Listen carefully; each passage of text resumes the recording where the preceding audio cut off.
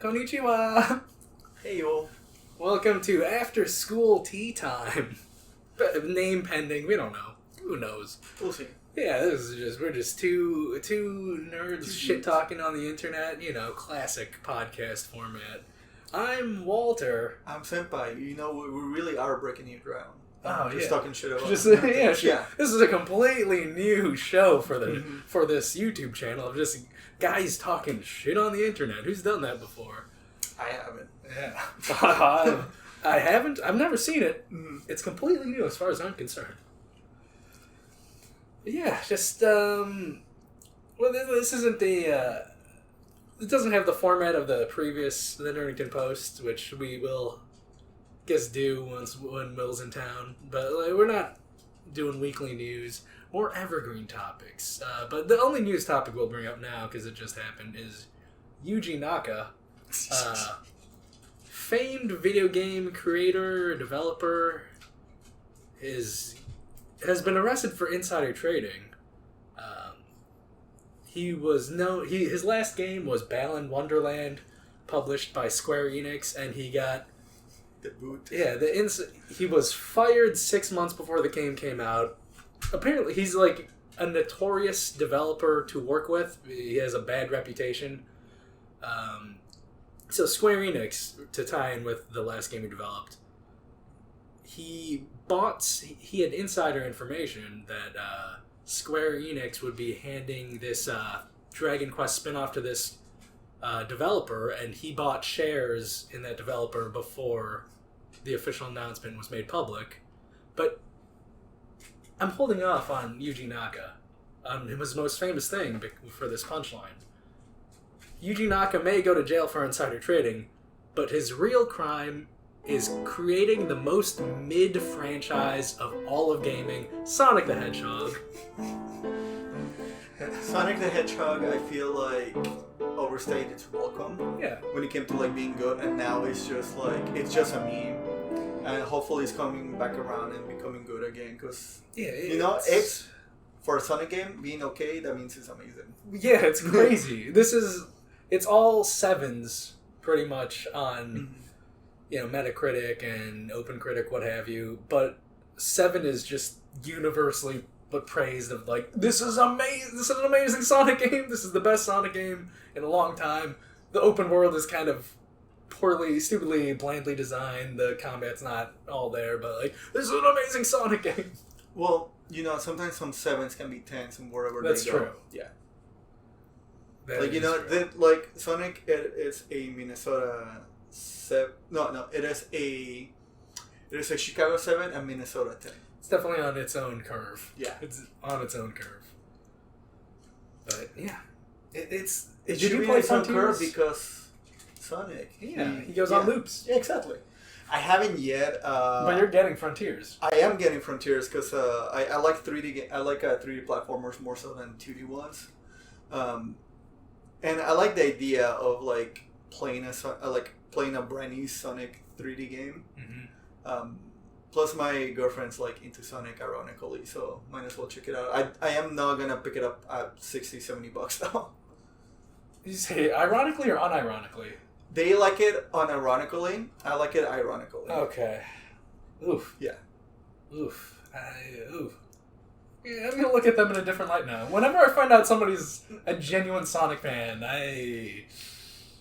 That being said, they're a Sonic fan of the brand, not the games.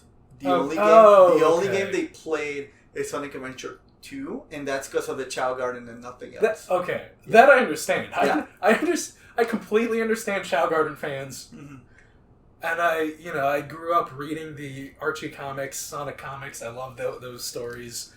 But I never cared about the game. I watched a video about one of the lead writers for the Archie run. Mm-hmm. That guy is insane. Legitimately insane in a fun way, or in a fun way. Apparently, he just kind of wanted his ideas to take forefront and not Sonic, and not the Sonic world to take forefront. So he started making OCs, and they became canon in the Sonic universe. And I think he got the boot for just being a bad writer or something like that. Oh.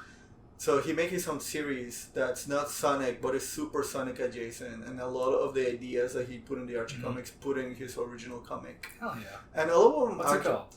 Give it a plug. Can't remember. If you remember, text me and I'll put it in post. However, it has like Sonic already has like those really weird, creepy fans when it comes to like the fetishes.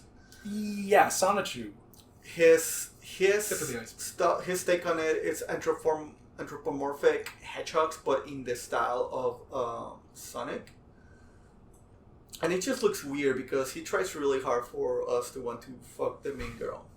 I get that. I get that. The main girl from the Knuckles comics, I would have fucked. Yeah, that's actually what it is. Yeah, okay. But the thing is like, oh, you know, like I can't use the official licensed Sonic character, so I'm gonna make my own version of Knuckles. That's everything Knuckles but the name.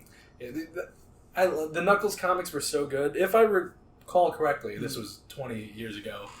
The floating island is kind of like a fascist government, and then Knuckles is dabbling with the Resistance members, and his love interest is part of the Resistance. That sounds about right. Yeah, but then Knuckles, his like family line is kind of implicit and involved in the state where the floating island got to be. It was very good. Like, the main antagonists are his uncles and shit. If Elon Musk was a good person, I feel like it would be Knuckles. Because the echoes are there, you know, like, their family are just recipients of a fortune from green emeralds. Same thing. Yeah, I don't trust anybody from South Africa.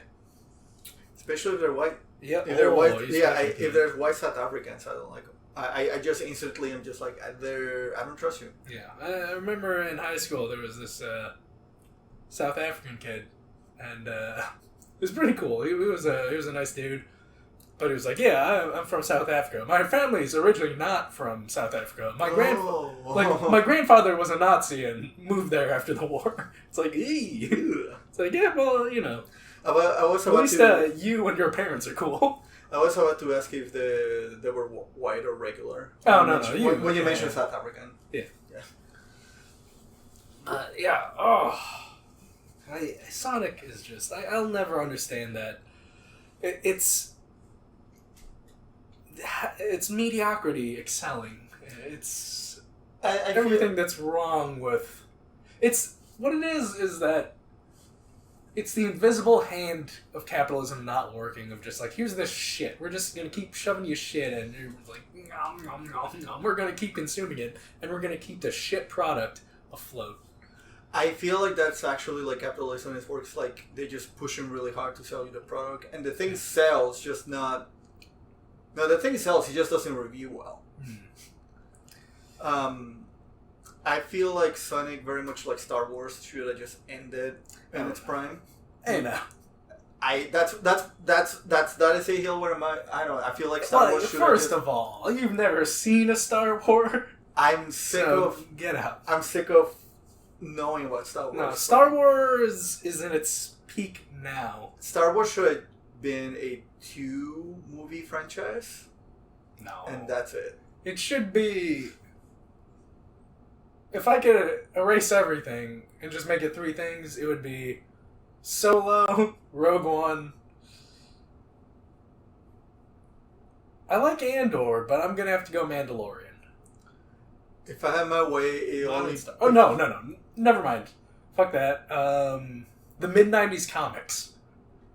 So, Rogue One, Solo, the mid-90s comics. I heard like some really cool stuff that they do with it. Like, I don't remember the name of the run, but I'm gonna call it the Ballad of Darth Vader, and he just has like a solo comic of going through stuff and actually like really getting into the guts of Anakin, which I really enjoy as a character comic, but I just don't have the connection that a lot of people have with it. Yeah, that's the current run where it takes place. The current run of Darth Vader takes place after the first movie. And then it chronicles like how he discovered that the person who blew up the Death Star was Luke Skywalker, and that like, oh shit, Padme had kids, and I was kept in the dark. My son. Yeah. It's like, oh shit, this is my son. Here it's good stuff. I'm not reading it, though, because I got too much Star Wars. If I had my way, Star Wars would just be 4 or 5 Knights of the Old Republic. That's it. I never played that. They're really good, but maybe I'll play the remake someday. They're really good. That being said, I feel like a huge chunk of it is just because I just really like Baldur's Gate. Oh, I think that's just really the only reason why I like him so much. Well, that and the idea of the Force being this Eldritch thing of like, the more you know of the Force, the more you're like aware of it and what it is, the more into the Sith side you start taking in because you're too developed in it. See, I like that. I like that aspect of the Force just being like this ocean, and the deeper you go, the more insane you become. Yeah, I like that too. And some of the characters are really cool, like the psychotic robot, which I forgot his name, but yeah, he's fucking crazy. Meat bags. That's how just calls people. HK-47. Yes. See, I'm so. I just know that from osmosis of being a video game and Star Wars fan, because I've never played it. I've played Neverwinter Nights. I started Neverwinter Nights, and just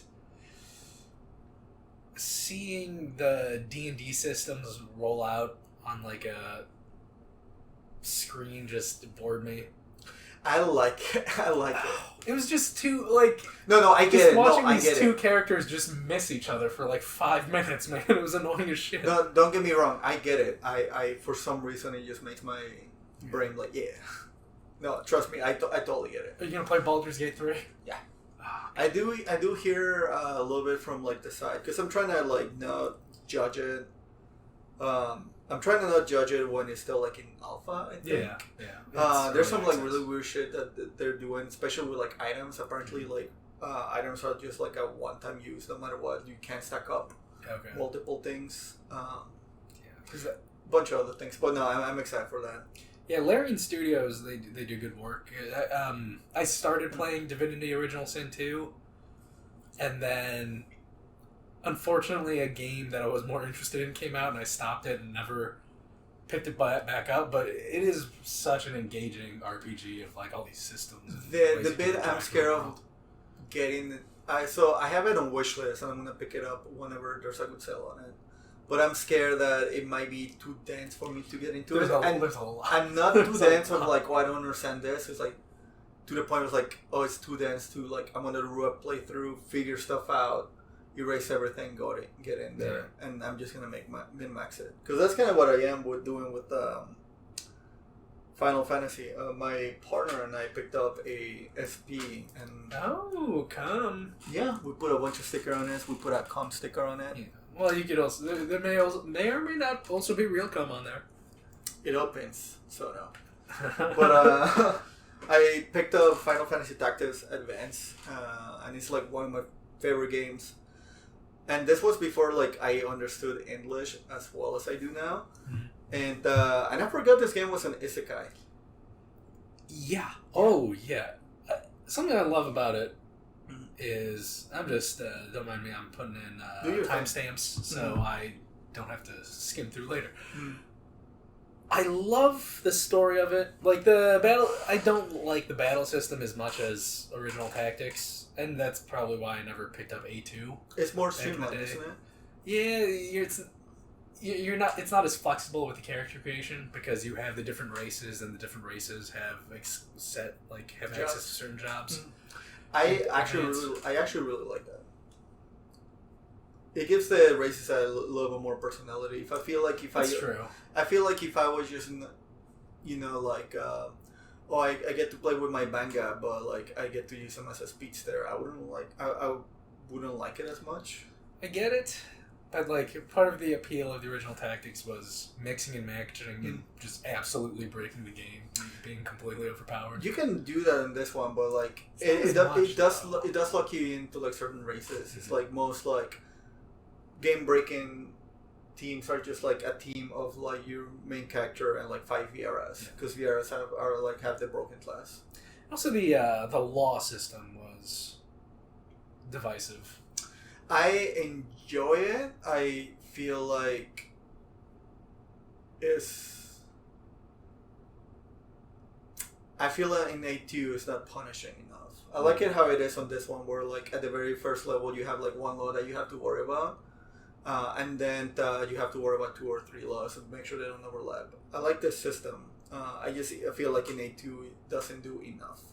Something I've been meaning to download is Final Fantasy. Like check out some of the builds on Final Fantasy Tactics, where it's hacked Final Fantasy Tactics, where they like fan mods to rebalance the game, new campaigns, and all that stuff. It's interesting stuff. Like my friend Nick has played a lot of those. I've been meaning to check it out.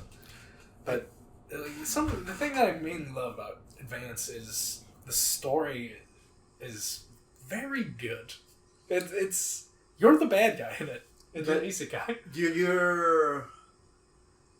Well, that's the thing I like about it. Is like I don't think March is or Marchi, however you pronounce it. I pronounce it. Marche is. Marche. It was pronounced Marche in a live action commercial. I will go with Marche because it sounds French. Yeah. I've always, and I think a huge chunk of it is just Evangelion, growing up with Evangelion. Whenever like a character is like, no, escapism bad, I just instantly gravitate to them. So like to me, Marche is not a bad person. However, no, I totally get it. Like, yeah, your brother is able to finally walk and able to do the magic. Like your loser friend is not a loser anymore. Yeah, your friend, and also his dad's not an alcoholic anymore. Dad is somebody. His dad is actually somebody you can look up to. The girl doesn't get bullied and actually feels like at home with peers. Isn't like the friend the queen? The queen is the mom. The mom's alive. Yeah. So like, you're trying to bring everybody back to the real world, but you're just destroying with their wishes, your loved one's wishes. I love it. I love it. The thing is like what I like is the thing I like about it is like you don't get to grow if you're just like stuck in like and I really enjoyed that story. Like, but no, you're totally asshole. Yeah, you're the bad guy. You're ruining everyone's. Everyone gets their hopes and dreams like in this world, and you're trying to destroy it. One thing you do destroy it. One thing I do want to check out War of the Lions. Because I got YouTube recommended me like a channel that does like War of the Lions PvP stuff, and so I was checking out some builds. Dude, you wanna? I'm pretty sure I have my save file if you want to get a PSP going. Like the idea of I would just download a computer. The idea of a black mage being the best samurai attracts me so much.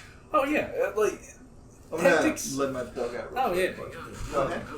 Tactics has some wacky stuff of the samurai's job ability being based in magic attack, but the samurai has dog shit magic attack.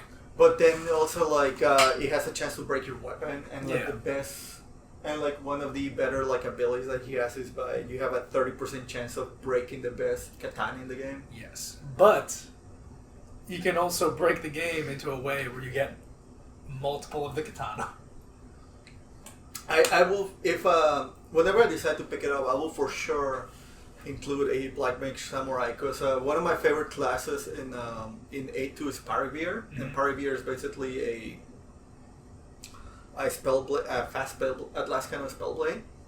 His whole thing is like uses katanas, it uses elemental spells with debuffs on them. So like the idea of having that but as a black mage, because I think the black mage just looks cool. And it has a Dark Knight, which I really like, so I tend to gravitate towards Dark Knights. And Onion Knight, which is kind of useless unless you max out everything. There's that, and I heard like the monk is the best thief in the game. Monk is there's a big debate of whether you go with a ninja with bare hands or you go with a monk with dual wield. I've seen ninja with bare hands, which probably I will do that whenever I pick it up because like I like the idea of punching things. Yeah, because like the ninja with 2 hands. The problem with that though is the throw skill isn't as useful as the monk's tool set, and also again glass cannon, they're fragile as shit. Whereas Monk, you have the utility of having the Monk's tool set by default, and then also they're doing like more or less the same damage, but they just have beefier stats of just they're not going to get one shot. That's the thing I really do like about these kind of games because I'm looking up like things and my favorite class are the Bangas because it's a fucking Lizardman. I love Lizardman. I love my Lizardman. You would bang the Lizardman, wouldn't you? Bang a Lizardman and Lizardwoman. Okay. Yeah, apparently one of the best classes is combinations like Templar or Gladiator, not the other way around because the Gladiator's equipment is they don't have beefy armor if I recall correctly. Well, not only that, it's also like the type of like weapons that you can add into your Templar is better than what the Gladiator can equip. Like you can equip like things that give you movement plus, high jump plus, extra attack and stuff like that. So it's better to do it that way. Okay. Or if you really want to, you can just run Templar Dragoon and run with a spear. And because it's a Templar, you can run the robes that weakens everybody's elemental weaknesses. So you can just equip a like elemental spear and just go at it. There's shit like that I just really like. Yeah, I really want to buy Triangle Strategy, but I'm still playing God of War because I'm trying to platinum that thing, which I may not be able to do because that dragon fight is bugged. Wait, spoilers, there's some dragon fights. I already fought a worm in the desert. Okay, yeah, I've fought that. Yeah, but like, it's stupidly bugged. He's supposed to come down. But he doesn't? Yeah, he came down once, and then like I died, and then when I reloaded, he just stopped coming down, and then I was able to climb up behind him, talk to the NPC, but like, no, I can't even talk to the NPC because he won't. I'm supposed to talk to an NPC, but the prompt won't come up because I haven't killed the dragon yet, and then he just won't come down now. There's some really weird there's some like really stupid shit when it comes to that. Like I really like God of War, and that game definitely does have like infinity money tossed that in. There's some really weird shit that it has, especially when it comes to like the checkpoint system is great, but the flag system, the inner flag system, I feel like could have some issues. Because I remember when you first got to in Mufflheim, also like God of War spoilers up to however much I played.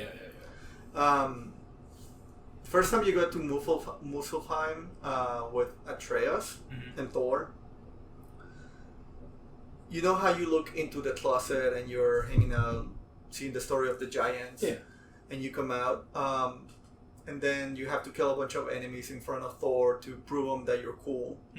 I died the first time because of a missed dodge. Yeah. And the second time I went in there, it wouldn't, the circle prompt wouldn't pop up at all because I think Thor got stuck somewhere or I moved way too fast to the thing to actually come down to like I had to quit the game and log back in, and then the checkpoint put me back into after seeing the story, so I had to like, granted it was just like it's not that far, but still I'm just like, man, like what? And just like really weird shit with side quests, but like I'm really enjoying the game. Just unfortunately I am running the poison bill, and so I don't get to use the weapons. Well, you could switch to the weapons after they get poisoned. Yeah, because do you have the waste and the? I'm running Lunda. I'm running full Lunda. Full Lunda. Okay, so yeah, like once they're poisoned, the weapons do 40% bonus damage if you have the full set. Yeah, I mean, but you just like punching guys. I like punching guys. Okay, fair enough. I just like punching guys. So I just unfortunately, plus it's the thing that gets the most stunned. Yeah. And it stunts just male bosses like crazy. Just being able to take like what is like 20% of their life bar by just filling up the stun meters. Great. Is a Berserker set worth it? I don't know. Probably not, but because I got the Valkyrie set in the first one, and then like, well, I have nothing to fight now. But apparently, you get the full Berserker set, like maybe either halfway or 3/4 of the way through the Berserker battles, so it kind of gets worth it. But I don't know what the buffs are, so I don't know. I'm still sitting on my resources until I get all the armor sets, and then I'll be like, all right, let's just max these out. Once I found out there was a poison set, I'm just like, this is the one. The build. Yeah, okay. I don't know, like poison just. I like poison. It's one of the best builds with the. You get the damage over time from the poison, and then you get the 40% damage buff by attacking a poisoned enemy. So, and all bosses are susceptible to the fucking elements. So I also really like that the shield is like, hey, you can just eat the status and do like extra damage too. So it's like, yeah, there's that too. Which shield did you go with? Parry shield. Yeah, same here. Like the only right answer. Well, as soon as I got the wife's shield back, the original shield, I went with that for roleplay purposes of just like, it was a gift from my wife, man. I gotta rock this out. My wife. Yeah. Also, I just been playing the whole first game with that shield. Like, I'm used to its parry window and like the counterattack that it provides. So I'm just like, it's second nature to me. I am rolling with the. There's a shield and shield attachment, right? Yeah. I'm running with the attachment that eats the status to deal extra damage, but I might switch it over to the one that expands the parry window for the berserker fights. Yeah. Which one expands parry? That's the original parry shield, right? The Dauntless shield? Or is that... Oh, no, that's an attachment, right? Yeah. Okay, yeah. Yeah, it just gives you a bigger parry window, which is like super useful for the berserker fights. What's the downside? Isn't there a downside to it? I think you do less stun or less damage. Oh, that's fine. Not really, that's fine. Yeah, who gives a shit about that? Like, if I can just not take damage, I'll do that. Yeah. Some of the berserker fights are just... I find them way more annoying. They are way, way, way more annoying than the Valkyrie fights. I don't like the wizard one. Oh, he sucks. The shock one, I don't like that one. He was the last thing I did last night. I beat him. I'm like, alright, I'm going to bed. I'm like running my head against him. I'm just like, no, fuck this. But he kind of encapsulates the annoying thing about all the berserker fights, where they all have the backstep, or just like, well, fuck off. I'm just going to the other side of the arena, and like, and sometimes the runic attacks will like stun lock them. Sometimes it doesn't. So they'll just zip away, and you just wasted that uptime, man. They all have that. It's fucking annoyingly designed, especially like coming off of Bayonetta 3 is by a country mile the worst Bayonetta game, but the worst Bayonetta game is still as good, if not better than it's better than the average action game, and that's part of like. Are you finding? It might be just me because I'm playing on PS4 and I'm at 30 frames per second, so I have like less response time and whatnot for my controls. But does it feel sluggish to you? Or no, it's definitely sluggish. Okay. I don't know how much of that is on purpose or limitations, but like, no, it definitely feels sluggish. Like, I know for a fact I hit that parry, but the game doesn't register. Yeah, because there are so many instances of just me, like, I hit dodge. I heard I heard the button press go in, and then it's just like, well, nope, I'm dead. I'm curious to see if the input lag. I'm curious to see the input lag. Years of PC gaming where I'm like 60-ish or higher FPS, and then also coming off of, even though it's not a locked 60, it's like barely touches 60. Bayonetta 3 is above like 45 or like FPS. It's just, and also just how Bayonetta's designed compared to God of War, like it's just instant. Where like this feels so slow. Like playing Bayonetta and God of War back to back. Not slow, sluggish with the inputs. That being said, like I don't know if it's all in my head, but like I've cared to find out that the Blades of Chaos allow me to parry better, and I'm assuming it's just because I can like I can. You have a little more range. It's not range. It's more like I feel like the rhythm for the Blades of Chaos feels a little bit better. Like if I'm gonna get a hit, I know the swing. I know the axe swing takes me a while to recover. I don't know if there's like a recover period between the attacks or anything like that, but I've cared to find out that I have an easier time hitting parries with the Blades of Chaos. Exact opposite. Which makes me feel really bad because I'm really digging the spear. I love the spear. Like, as soon as I got that was my main for a while.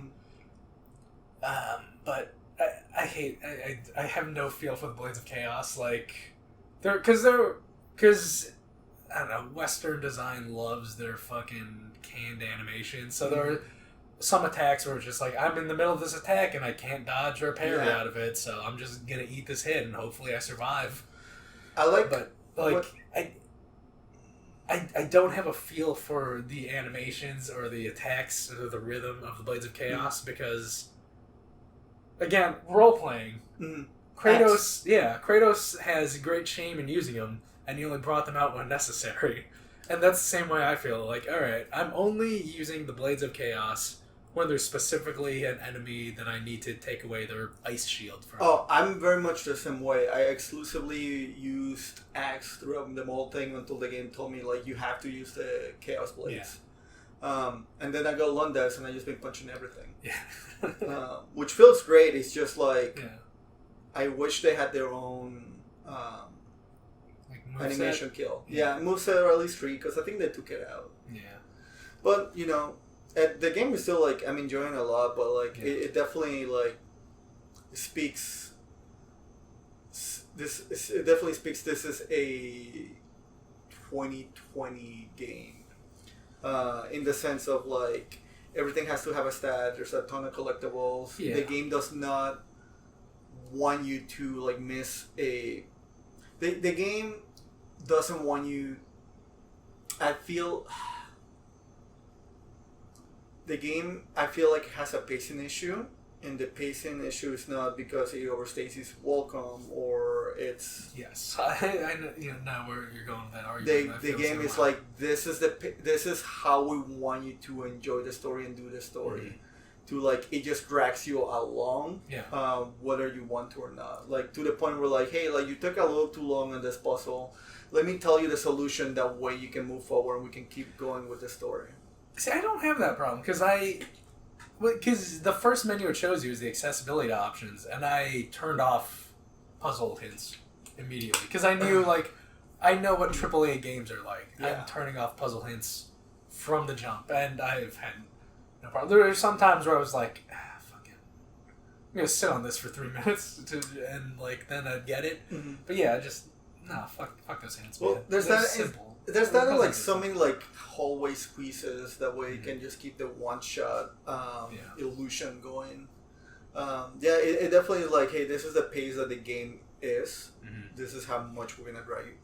We're gonna drag you to our pace. Yeah. Also, the side quests kind of ruin the pace of the main story.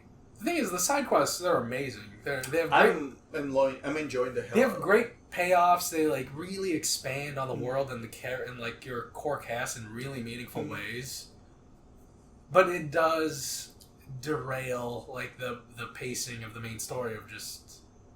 It has a great payoff of, like, oh, I'm gonna find out more about Mimir, who's been my companion for these 2 games.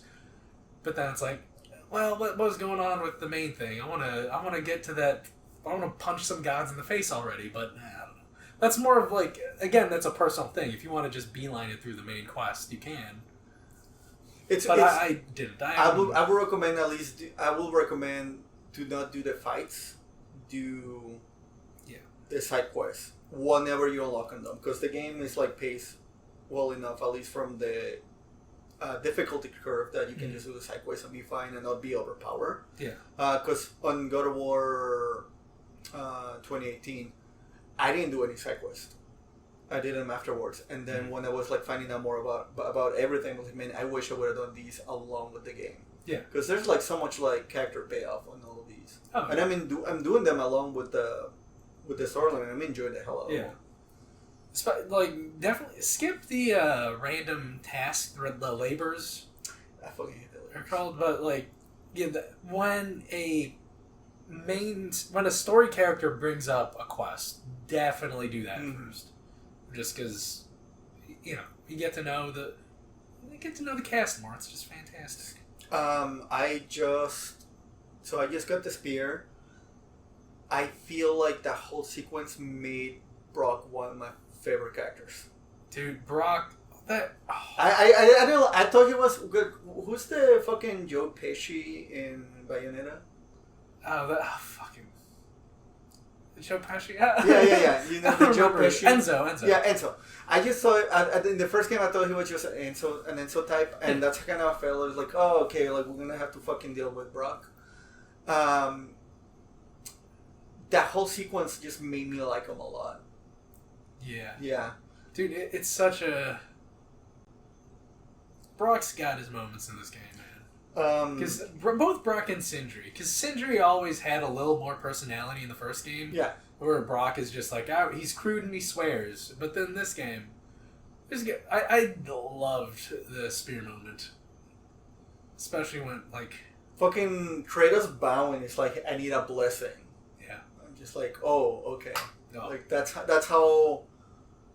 Another thing that somebody pointed out to me, Kratos actually thinks of people surrounding him as his peers. Yeah. Because he doesn't give them nicknames anymore. It's like he actually say their name. Like, it is no longer like you or little one or whatever. It's like Sindri, Brock, Atreus, Mimir. Like, Mimir's no longer head, it's Mimir. Yeah. So like I'm really liking like how all the characters panning out, and you can spoil it to me. There's like I'll only it. spoil if you ask questions. There are things that I don't want to just divulge though. Because Mimir is Tyr, isn't it? Mimir? Yeah. No. Okay. Because something that really caught me off guard was just like they have the same like face model, or very similar face model. They do have like the eye shine, which is not only that, they also have like the beard. Similar facial hair. Well, not only that, they also have like the beard jewels as well. Mm. And the thing that caught me off guard is I forgot her name, the giant that Atreus hangs out with. Angrboda. I love her. I didn't like the whole giant. The boss fight? No, the you know when Atreus goes into his dream world and hangs out with the giant Angrboda? Yeah. The first time, I hated the whole chunk. It isn't. It is a little long. It's a little longer than it needs to be. It's a fetch quest essentially, but it's something to do while they talk to each other. It's kind of. I feel I didn't like it. It's Angrboda. I think she's a great character. I just feel like the whole quest line should have been for Atreus. It was more for Angrboda. Like I feel like the whole period of time was for Angrboda's development. Mm. And I feel like that's because something's gonna happen to her later that I have to care about. So like it's like this is the character that we introduce. You have to care about them. That way, whatever we do to it is gonna hit. Because I got my Atreus development with he hanging out with Odin for the first time. Yeah, and I love that. I hate the fucking sword. I hate the fact that he has a little tiny sword and just walks around. Just like, no. I hate that so much. It comes into play. I know it comes into play. Because this game is all about, like, especially, like, coming after the first game of just, like, you have the revelations at the end of the first game, and this game is all about payoffs, man. Yeah. The sword has its... yeah. I mean, I'm enjoying it, but, like, there's a couple things I'm just, like... I'm enjoying it as a whole. There's just bits where I'm just like, this annoys me to no end. Yeah. Like, I wish the character would shut up sometimes. I'm fine with how much they talk. I don't like the side stories. For some reason, I don't like the side stories. Whenever you're hanging in the canoe and just doing things, I wish they were quiet. I wish they wouldn't like tell me like different stories about like the world and like how they feel about things. Like, I wish that wasn't there. I love that. I like the quiet of like just exploring things. No, I like that because I don't want to have to go to a separate menu and fucking read about the lore, or find like some arbitrary audio log in a random location. It's essentially an audio log, but with the context of these characters talking, and you also get a little bit more of their personality out of it as well, and the dynamics between the characters. This is the final form of the audio log. I fucking hate audio logs, but this is the best way to do it. Something I was gonna like touch upon. I love Freya when she. Whenever they finally hit that point of like, you can forgive me or you can kill me, I'm just like, and just Freya not knowing, I'm just like, that's really fucking good. Dude, Freya is... She's great. I love her. She's great. Like, all the characters are fucking... Yeah. The best storyline to me, the best subplot is Thor and his family. Just like, oh, he's a recovering alcoholic, as is his wife, and then they realize... Like, oh, we were shitty parents. Well, the thing with Thor that I really like is also like just how he looks. Yeah. He's not a pretty boy. He's just a dude that went to like he's a dude that you see at a hardcore show. Well, he's how he's described in the Norse mythology. Like red hair and yeah, like, just like a red-haired beer drinker. Yeah, like and that's just, that's like 100 miles there, like no matter. Yeah. I love it. His wife is the tall blonde lady, right? Sif, yeah. She's so hot. She's got a lot of hair. She's so hot. She's got a lot of hair. And they do I'm a Freya guy. She's a barefoot white lady with dreads. I'm in. I'm so in. I like Freya, but like I think it's the idea of like I have a hair weight that I'm just so in love with. And I don't know if you got it, but Atreus makes a comment of like, "I'm glad your mom didn't choke me out with her hair." Mm-hmm.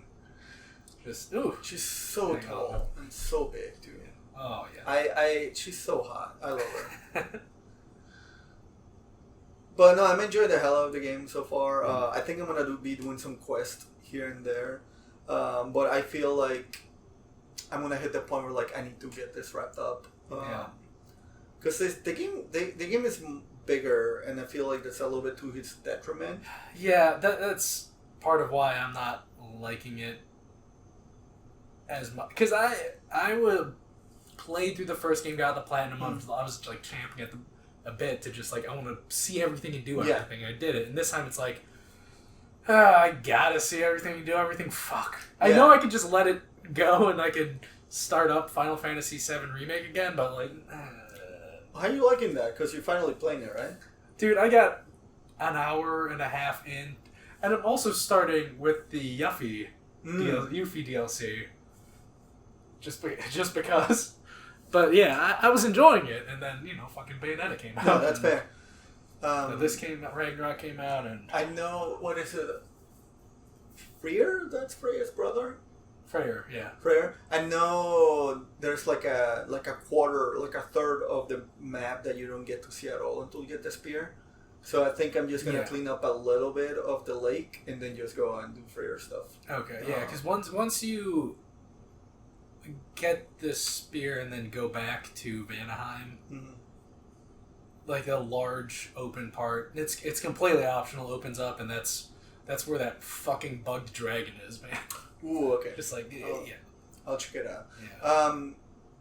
I have a quick question for you because I hold off because of the whole like Bayonetta like voice actress situation. Oh, it's fun. I hold off when I was like, okay, that's shitty, and on top of that, God of War came out, and I knew I wasn't gonna play Bayonetta because of God of War. Yeah. Is still the best Bayonetta 2? Yeah. Okay. Oh, easily. Okay. Easily. This fucking is man. Bayonetta 3 how it got described to me 9/11 for gays. See, I always thought that was silly because with the gay baiting accusation, because You've seen the artwork, the official artwork. Yeah. Those are not friends. Those are not They're friends. friends, dude. In the historical sense. I've been that close with friends, man. I'm an affectionate guy. So, like, I don't know. It's not... There was always at least the same amount, if not a little bit more, sexual tension with fucking that dork Luca. A little bit. Because after, like... I don't know, after Bayonetta 1, and, like, it's clearly established that her and Jean are just friends. I mean... They have gay mommy. They have, like, gay mommy aunts. Like, vibes, both of them. Yeah, but... I mean... Oh, well. I mean, I'll check it out when I check it out. I mean, the worst part of that ship happening is that Viola is not great to play. I mean, she's fine. It's just like...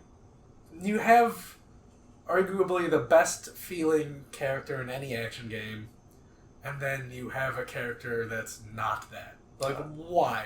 That's what why fucking have, like, a fifth, maybe, no, maybe less than a fifth, like, but a fifth of the missions devoted to this not as fun character to play when you have the most fun character to play. That's annoying. It's stupid. Especially with DMC 5 being a thing. Yeah. Whereas DMC 5, like, yeah, if you're gonna make the characters... Make different characters, make them each one feel unique to play as. Whereas this one, it's like, alright, I'm kind of doing the same kind of physical attacks, just with a different with flavor. less options, and then also a less fun way to get into bullet time, where you have to parry. And also... I like that, though. Yeah, parrying's fun, but you can only parry. So, like... Well, no, you can dodge, but, like, you can't get into bullet time that way. The only way to get into bullet time is to parry.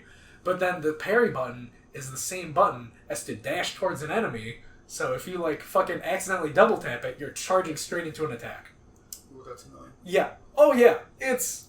As somebody that likes to piano... It's the worst parts of the Bayonetta franchise. As somebody that likes to piano for 6-button fighters, that way my inputs go in, I don't like the sound of that. No, it's annoying. And also, like, the reason they added in, like, every...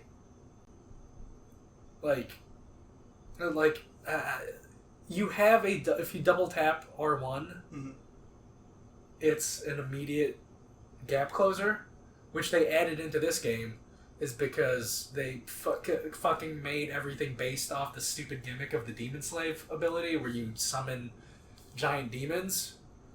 It's just... The whole flow of combat is ruined because it's based off these big kaiju battles. So, like, the core gameplay of... The core appeal of Bayonetta is the base gameplay of dodging perfectly to pull off bullet time and then pulling off combos. You do less of that because that's battles hinge on... Yeah, because the game wants you to use the big kaiju battles. You can... not summon the demons, but then you're just fighting way less efficiently. You're punished by not using them. Yeah, exactly. It's just like, well, I'm just doing less damage against these big-ass enemies that take up... And also, readability just sinks down just because you have bigger enemies and then you have these big summons of your own. So during one phase of the final boss fight, there were periods of time where I'm like, I literally cannot see Bayonetta on the screen. Just because the camera is shittier, the enemies are just bigger, and in your face is just fucking... Would you say that bigger is not better? Would you say the best implemented gimmick that Kamiya has ever put in is in Astral Chain? He was barely involved with that. Wasn't he? He's just producer? Yeah. I don't know, to be honest. Yeah, the director of Bayonetta 2 directed Astral Chain. That's why it feels so good. I should replay that because I forget what it was. Like I didn't pick it up at the beginning because I was afraid it's gonna be too short of a game. I didn't want to spend $60 on it. Then I was working for GameStop by the time, and they gave it to the managers, and I played through it until I got the dog stand. Okay. and I think something came up. I didn't get back to it. So I've been really wanting to. Now I'm not like buying games like crazy, and I have time to like sit down and play my work from home. Mm-hmm. I'm really been thinking of like get back into it. Just restarting the whole thing, getting in there, because I really fucking like the designs, and I really like the idea of it's a stand action game. Yeah, dude, there's a fist stand. Oh, that's sick. Yeah, it's awesome, dude. I pretty much mained the fist stand unless there was a fight where I needed to use another stand to like break its invincibility with that unique attack or whatever. So I'm assuming it's like sword, gun, dog, fist. There's an axe guy too. Oh, fuck. It's like, but it's not really an axe. It's like a. It looks more like a switch axe. It looks like a giant greatsword, but that's like essentially the defense stand or the shield stand. Really? But it's fucking a powerhouse. It's good. The thing is, I don't know, because that. I had my ex mail me your Switch, right? My Switch, and like last time I had it was Astral Chain. I can't decide whether I like Astral Chain or Bayonetta 3 more. They both have things I don't like about them. I remember baked into the core gameplay. I remember the shittier parts of the game being the cup parts of the game. Yeah, well, that is better downtime than the downtime in Bayonetta 3. Really? Because it's built from the ground up to have that aspect of, like, you have your home base, you're talking to your coworkers and trying to figure out the mystery of whatever, and, like, doing RPG stuff. I remember liking the girl with the glasses. Yeah. That has better side girls, also. That is a very consistent thing with me, too. But the thing with Bayonetta 3 is, you have these first two Bayonetta games of, like, this is the established pacing of these games. You're just going from action, fight to fight to fight, set pieces in between. But then, like, hey, you like that stuff about Bayonetta? Like, yeah, here's this stuff. You know how Bayonetta's all about the combat? Let's add more exploration. Let's add more platforming. Let's add more gimmick sequences. Just excess. It's like bigger and more, and it's definitely not better. They just try to. It's like they try to keep you away from the core combat as much as possible for no fucking reason other than like open worlds are popular, right? Because the original pitch, like Kamiya or like a Platinum blog revealed that the original pitch was to try to make an open world Bayonetta game. Like, no, man, that's not the pacing of a Bayonetta game. Get to the fucking combat. Leave the open worlds to Monolith Soft and Xenoblade and Breath of the Wild, motherfuckers. Stupid ass. I feel like Kamiya is too wrapped up to like trying to save his company. Yeah. I mean, it's always barely out of the red. Yeah. But I just feel like it's way too caught up trying to save his company to like we're just not able to do like it's just a good tight game.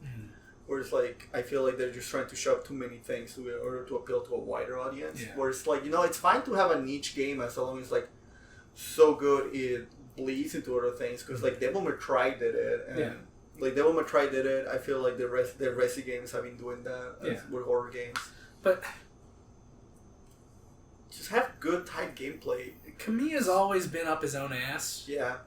No, I'll give you that. You need the Capcom paymasters to rein you in. That's why the Itsuno Devil May Cries have been tight. Mainly 5. I mean, 4 had budget issues and fucking just going back. The combat is so good though. I've replayed that. It is a shame. It is a shame. Like the best version of that one is the definitive edition, where like I can say with like Devil May Cry 3, you can play either or. It just really comes down to like if you want to play with Virgil. Yeah. Or like if you play 4, like I've always told people like you have to play definitive because it fixes a couple issues. Not many, but it fixes a couple issues. Just Bayonetta. Yeah. Like, why couldn't they get the director of Bayonetta 2 to just do 3 again? Well, I forget what happened. I think he may have... Is it like... I think the director of Bayonetta 2 made Babylon's Fall. Oh. It's either... The director of 2 either made Babylon's Fall or... He got Or pushed. did he make Astral Chain? I think he made Astral Chain. Or no. Was Astral Chain the gameplay... No, Astral Chain was the gameplay director from Nier Automata. Mm-hmm. Okay, then I think... Alright, it's not important. The bottom line is that Bayonetta 3, it's a fine action game. If you go into it with the expectations of it not being a Bayonetta game. That's annoying. Yeah, because it's just the kaiju battles suck, man. They're fine. They're fine. But I wanted more of Bayonetta 2 of just have this tight core Bayonetta gameplay, and you have the big set pieces, but they still involve the core gameplay of dodging and bullet time and doing combos. Like in Bayonetta 2, when you're doing the surfing segment, it still involves the tight dodging and just getting off hits. But this is just like, hey, if I think you told me. I hate it, man. It's not. I don't hate it. It's fine. It's a fine game. It's just that I had this high expectations of it being Bayonetta 3. This game that was announced in 2017. We're finally getting it. I had somebody mail me a Switch from New York just so I could play it, and it's just like, oh, this is mid. This is mid Bayonetta. That is why you have no expectations for anything. Yeah, that's true.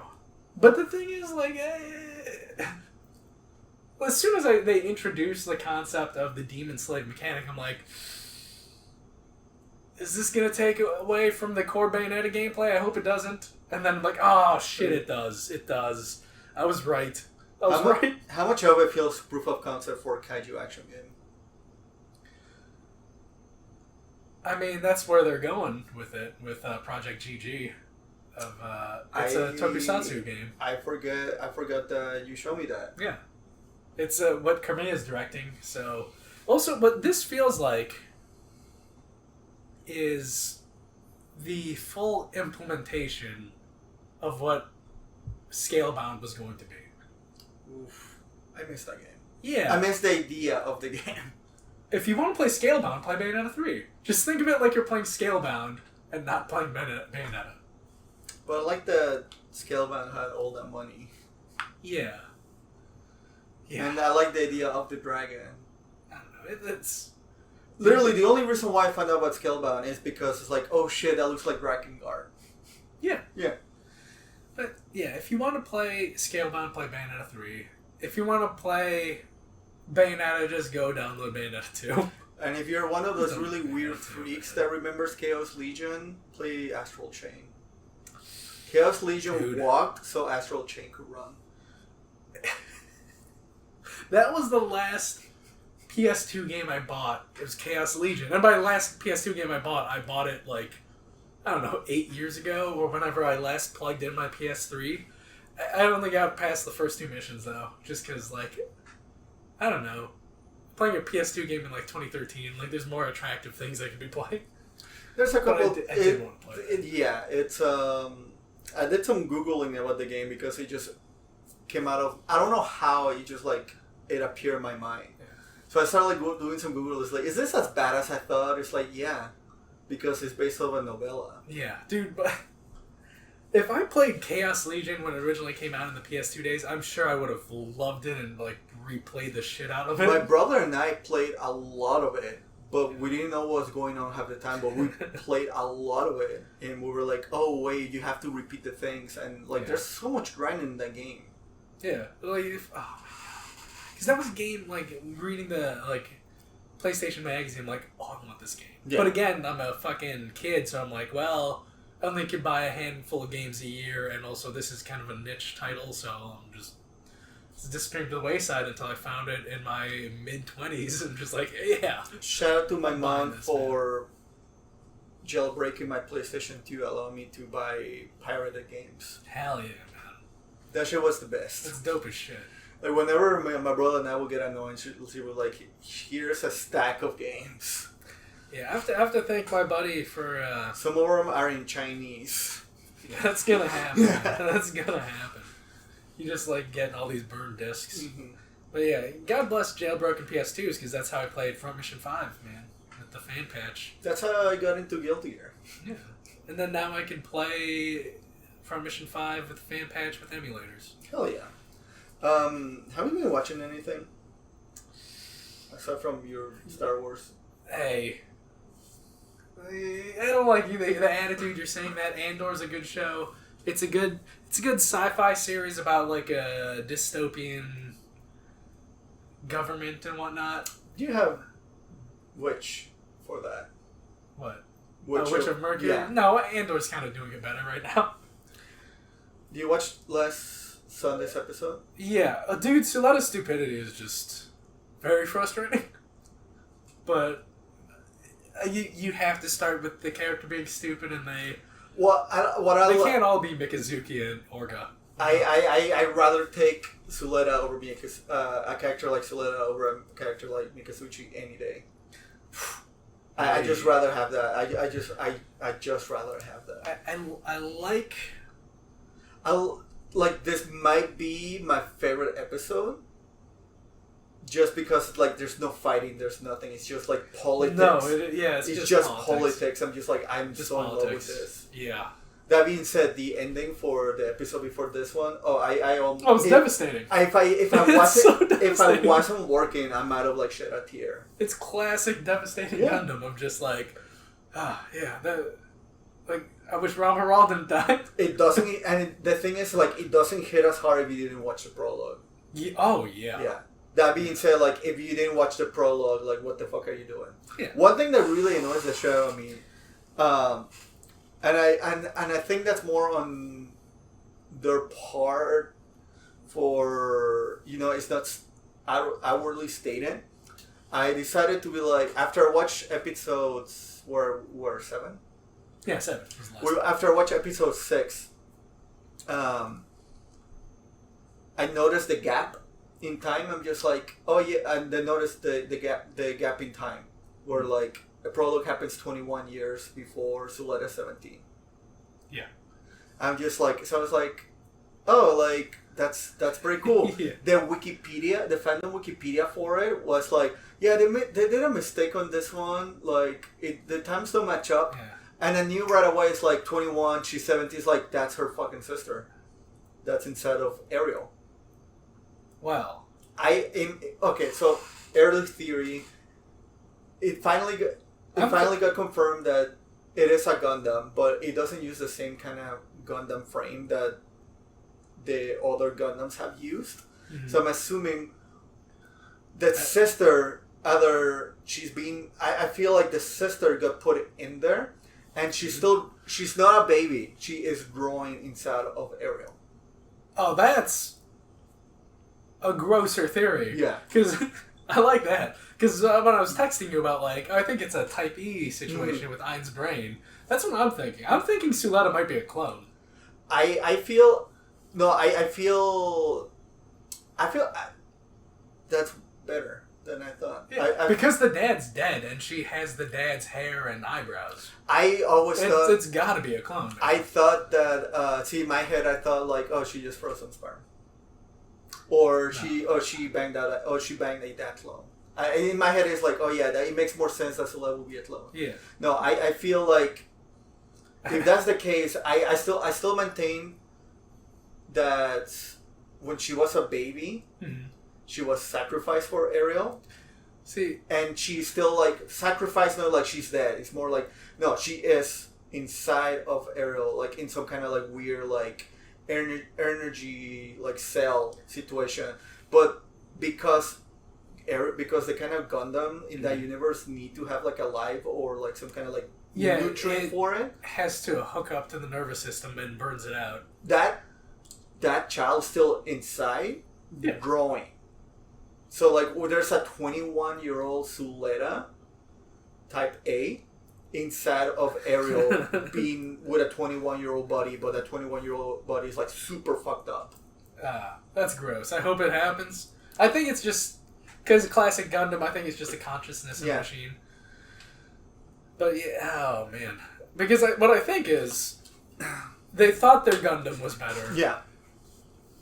But I think it works just like the other Gundams, where it does burn out the brain, and I think it just absorbed Ares' consciousness, and then just like, well, shit, we just have the Gundam now. Like, Alfred is no longer a thing, now we have Ariel. Because it's Ariel. Mm-hmm. So I think by being Ares' clone, and having Ares' consciousness in Gundam Ariel, they could sync up their brains perfectly without it being detrimental to the pilot. It will explain why Soleda's so stupid, too. I think she's just a stupid teenage girl who's been living in a bubble away from general society. But I do like that theory of her just like, half her brain's in Gundam. Exactly. I feel like, I don't know, I like it a lot. I know my headcanon is not going to be true at all. Yeah. Because that's, just like you said, it's way too fucked up. However, fucking Ariel funnels just protecting her and a child laughing, that's terrifying. Yeah. Yeah. Just like because of the prologue. And the silhouette of the child. Yeah. Because of the prologue of that Ender's Game situation of Eri being just a child and thinking the control interface is a game, but she's actually just slaughtering a whole squad of pilots. So I think, that's why I don't think she's grown up. I think Ares' childlike mind is still in there because of the childlike laughter of deploying these weapons. Mm-hmm. And also, I think each Gund bit, as they call them, since they're not funnels, might be... Because each one was represented as a child in the way they protect each other. I think she's still part of that, childlike form because her brain splintered into different fragments, and each one controls a different bit. It's which is pretty fucking awesome, man. I love this. I'm loving it, man. And I like the characters, and everybody's hot. Yeah, and I like the it has the sheen, the outward aspects of this bubbly high school series going on, but it has these currents of this cyberpunk nightmare going on of the technology and how it it's fucking up humanity. And then you also have the House of the Dragon situation, the Game of Thrones situation of these corporations doing their shady shit. I love it. I love it so much. What I really like about it is Can they describe the corporations as houses? What I really like about it is life goes on. So our society is just built to how shitty everything is. Mm-hmm. So hey, we're gonna teach our kids how to run these houses, be able to be hyper capitalists, and be able to be war criminals. Cause fuck it, you either do that or you're a shitty poor person. Yeah, it's pretty much the series is pretty much a Gakuen Game of Thrones. Mm-hmm. Just you have all these heirs from these different houses, and all the houses are looking out for themselves and trying to backstab each other, but let's put them all in this high school together. I feel that's great, man. I feel I've always thought that Amuro, Char, and Char's counterattack are one of the best representations that Gundam has had when it comes to what real robot is. Mm-hmm. Even though I really fucking love MSS, even though I really fucking love Iron Blooded, the whole this is how the politics and the world around it will be shaped in this kind of situation. I feel this one might overtake it more so than the other ones. And I think a huge chunk of it is just it has fun. It has fun shenanigans happening alongside with it. It is, yeah. Oh, I never have friends. I want to be able to give a nickname to a friend. Yeah, I have a list of things I want to do when I go to school, and then also your friend is actually a doppelganger who is going to get murdered by the corporation who pretty much took him as a child. I'm so in love with it. I also really like the. I love it. I thought it would be the lightest mainline Gundam series, but it is. It's dark. It's that, but also the darkest at the same time. It is. Yeah, yeah. It has a really nice coat of like pretty. Yeah, it has a nice moe sheen to it. Mm-hmm. But then, like, oh no, it's secretly iron-blooded orphans. I forgot his name, but the dude with the mullet and the pink front. Oh, fuck. He fucking rules. Also, I think he's just homeless now. Oh, yeah, he's living in a tent in, like, the park of the school. Well, I gotta piss real quick. Oh, yeah, go for that. Oh, why can't I remember his name?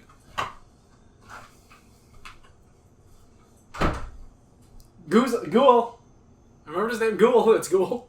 Ghoul Jeturk of House Jeturk. Because he lost his duels and disobeyed his father by taking on that third duel, he got kicked out of his house. Now he's just living in a tent on school grounds. It's pretty funny. I'm back.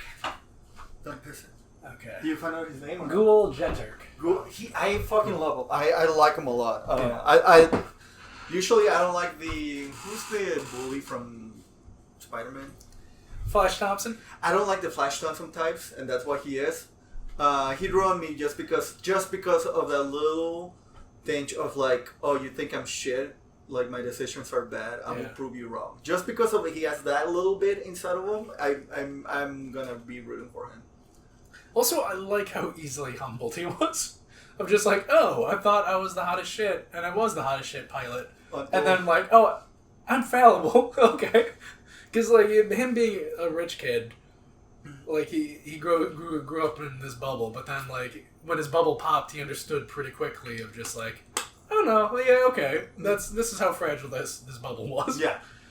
And then just, like, him having his own moral code, and then just that butting up against the wishes of his house as his father. Mm-hmm. Just like, I have my pride as a pilot, so I'm going to follow that. And then just like, nah, you're homeless now. I like the girl.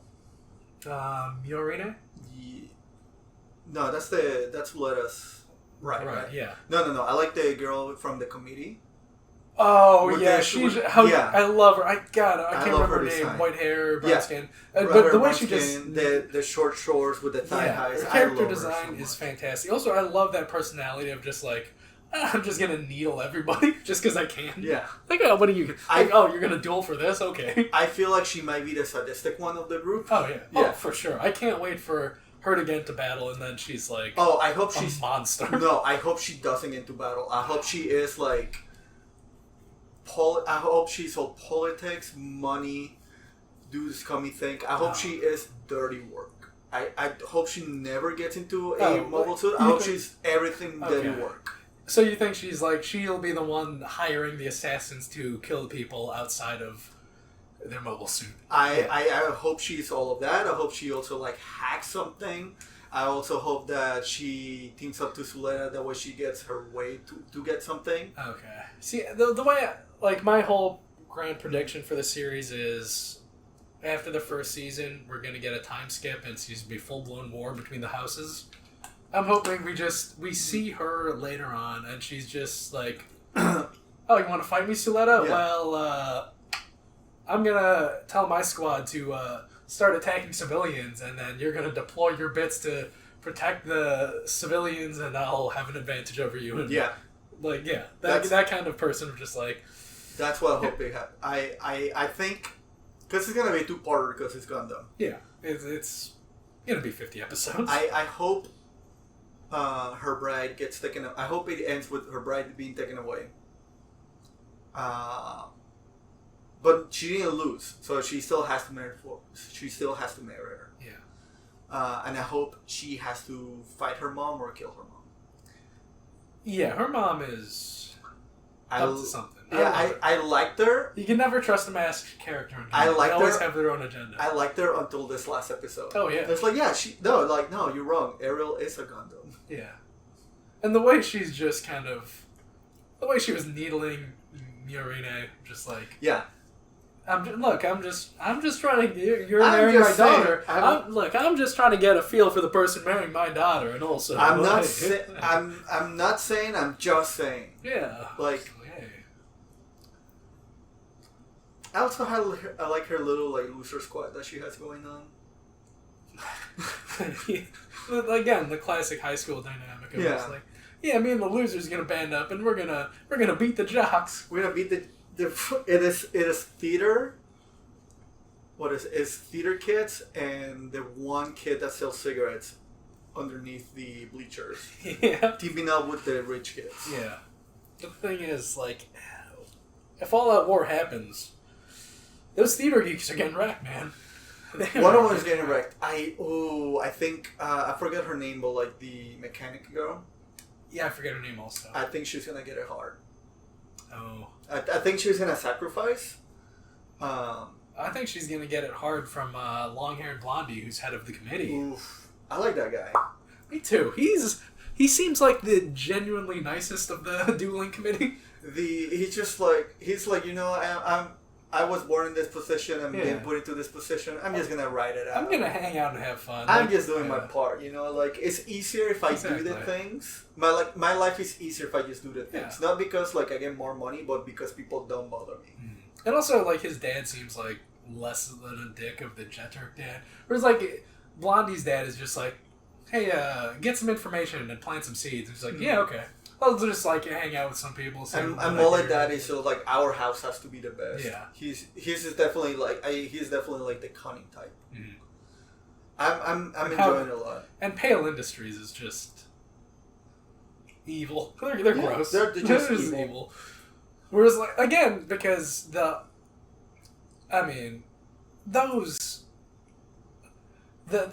head of Pale Industries, I think they're clones and not sisters. They're clones of each other.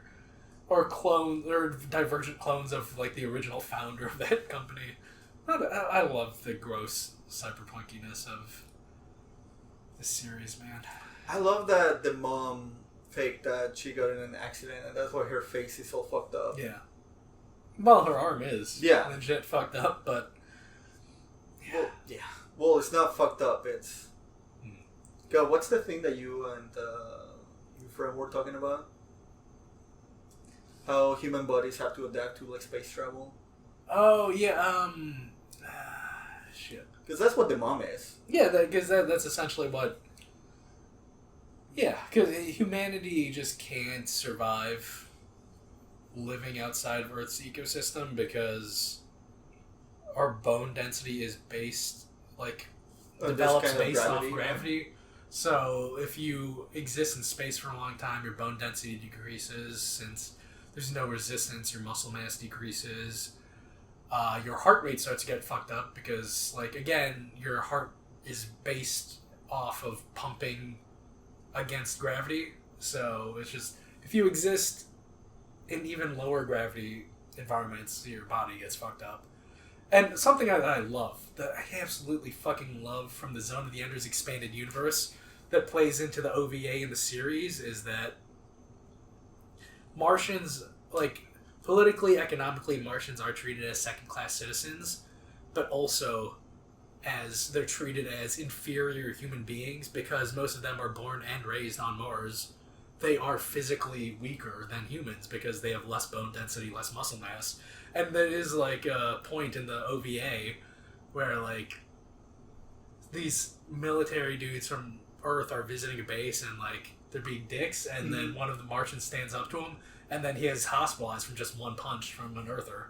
It's fucking... Zone of the Enders, best mecha franchise, period. Designated... Not really, but... Designated bitch at birth. Yeah.